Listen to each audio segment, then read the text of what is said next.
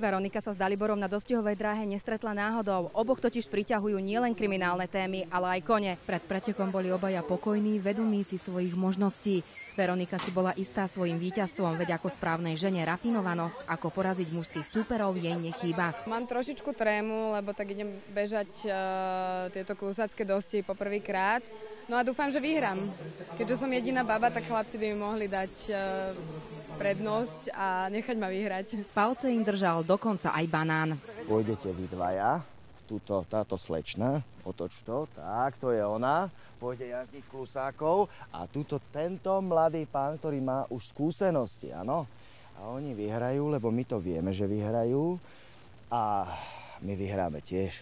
Prioritou celého podujatia bolo dostať tento krásny šport do popredia. Ide totiž o úžasný relax. Čo sú to vlastne klusáky? Čo sú to úžasné zvieratá, ktoré majú charakter a sú pokojné a dokážu človeka proste potešiť.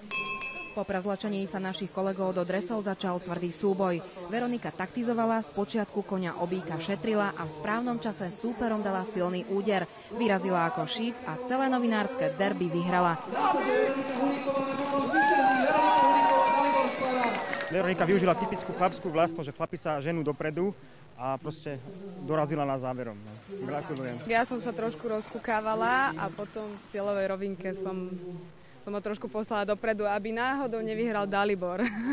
Zahanbiť sa nedal ani Dalibor so svojím expertom a tak prvé 2 miesta patria symbolický redakcii Kriminovín, ktorej aj tak ostávajú verní. A my sme tomu radi. Miroslava Urbanovičová, televízia JOJ.